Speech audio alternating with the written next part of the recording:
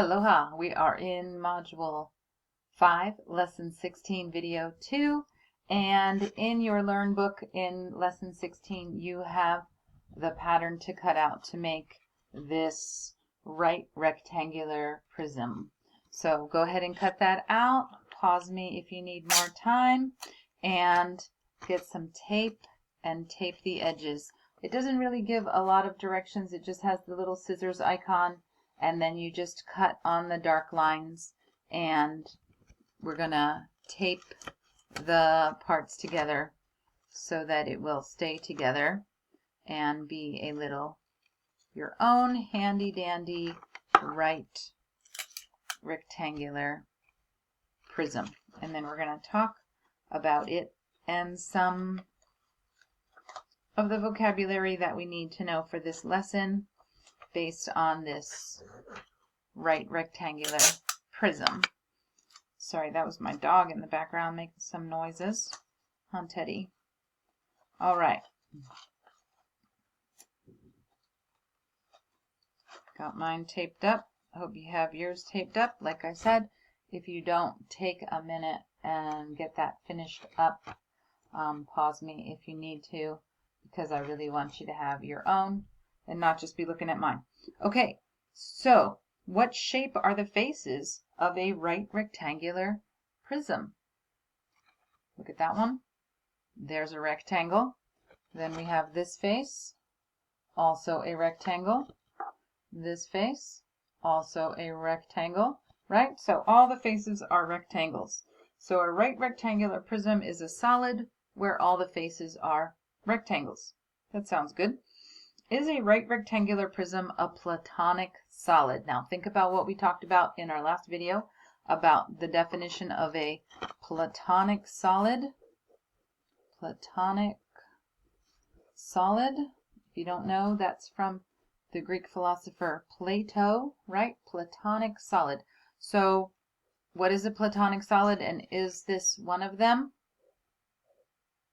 You are correct if you are saying no, because the platonic solid has to have all sides equal, right? And all angles equal. So in our rectangle, we all have right angles, but all our sides all the same? No, because we have smaller rectangles and we have bigger rectangles. So this is not a platonic solid. Okay, very good. A right rectangular prism is a solid, and all its faces are rectangles, and they are not identical regular polygons. And there are only 5 platonic solids that we talked about in our last video, right? Our 5 platonic solids. Remember, just a quick refresher: tetrahedron, octahedron, cube, dodecahedron, and icosahedron.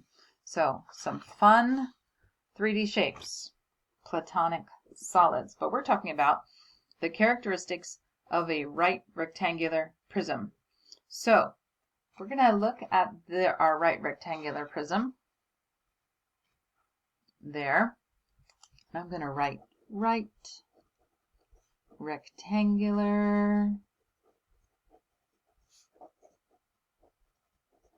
prism. There we go. Okay, and we're going to talk a little bit about what would happen if we made the length bigger or the width bigger, or the height bigger, and how that would affect the right rectangular prism. So right now our length is 5.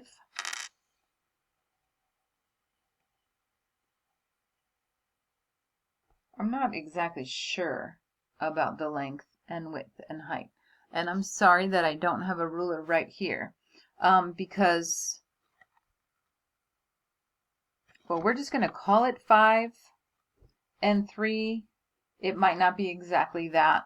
You could measure yours if you wanted, but what if we changed the length, right? What if we changed how long it is?